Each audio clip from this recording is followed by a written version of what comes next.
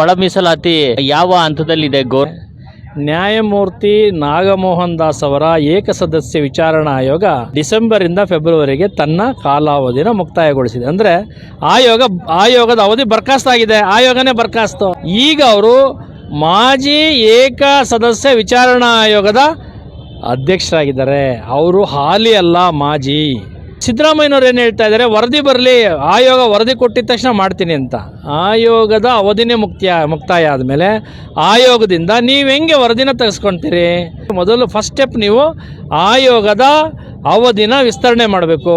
ಇನ್ನೊಂದು ಗೊಂದಲ ಇದೆ, AKAD ಪ್ರಾಬ್ಲಮ್ ಭಾಳ ದೊಡ್ಡದಾಗಿ ನಮ್ಮನ್ನು ಕಾಡ್ತಾ ಇದೆ. 45 ಲಕ್ಷ AKAD ಇದ್ದಾರೆ. ನಾವು ಏನು ಮಾಡಬೇಕು? ಇಲ್ಲಿ ಒಲೆರು ಆದಿ ಕರ್ನಾಟಕ, ಆದಿ ಆಂಧ್ರ, ಆದಿ ದ್ರಾವಿಡ ಅಂತ ಮಾಡಿಸಿದ್ದಾರೆ.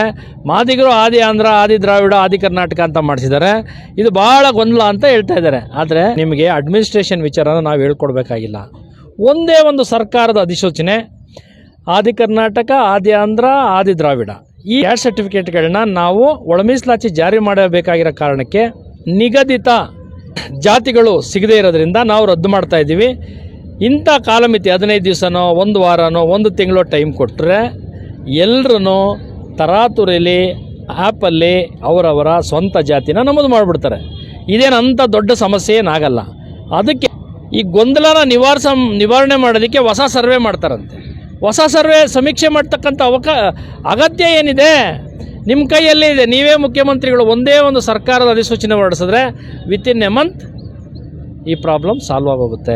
KH ಮುನಿಯಪ್ಪ ಸರ್ ಒಂದು ಸ್ಟೇಟ್ಮೆಂಟ್ ಕೊಟ್ಟಿದ್ದಾರೆ. ಏನಂದರೆ ನಾವೇನಾದರೂ ಇವಾಗ ಕರೆಕ್ಟಾಗಿ ಸಬ್ ಕ್ಯಾಸ್ಟ್ ಲಿಸ್ಟ್ ತೊಗೊಂಡೇ ಇದ್ದರೆ ಮುಂದೆ ಕೋರ್ಟ್ನ ಸಮಸ್ಯೆ ಆಗುತ್ತೆ, ಅವ್ರಿಗೆ ಮುಂದೆ ತೊಂದರೆ ಆಗುತ್ತೆ ಅಂತಲೂ ಹೇಳಿದ್ದಾರೆ.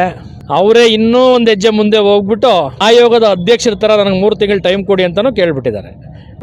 ಸಮಯ ಕೇಳಬೇಕಾಗಿರೋದು ಆಯೋಗಕ್ಕೆ ಸಮಯ ಬೇಕು. ಒಬ್ಬ ಮಿನಿಸ್ಟ್ರಿಗೆ ಏನಕ್ಕೆ ಬೇಕು ಸಮಯ? 2 ಪಾಯಿಂಟಲ್ಲಿ ನಿಂತಿದೆ. ಮೊದಲಿಗೆ ನಾಗಮೋಹನ್ ದಾಸ್ ಆಯೋಗದ ಅವಧಿನ ವಿಸ್ತರಣೆ ಮಾಡಬೇಕು.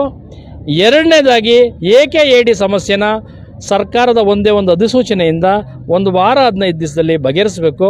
CM ಸೆಕ್ರೆಟರಿಗಳು, ಲಾ ಮಿನಿಸ್ಟರ್ ಸೆಕ್ರೆಟರಿಗಳು, ಮತ್ತು ನಾಗಮೋಹನ್ ದಾಸ್ ಆಯೋಗ ಮತ್ತು ಅವರ ಸೆಕ್ರೆಟರಿ ಮತ್ತು ಸೋಷಿಯಲ್ ವೆಲ್ಫೇರ್ ಸೆಕ್ರೆಟರಿ ನಮಗೆ ಮೀಟಿಂಗ್ ಮಾಡಬೇಕು. ಮೀಟಿಂಗ್ ಮಾಡಿ ಅಲ್ಲಿ ಒಂದು ಕನ್ಕ್ಲೂಷನ್ಗೆ ಬರೋವರೆಗೂ ಈ ಹೋರಾಟ ಮುಂದುವರಿಯುತ್ತೆ.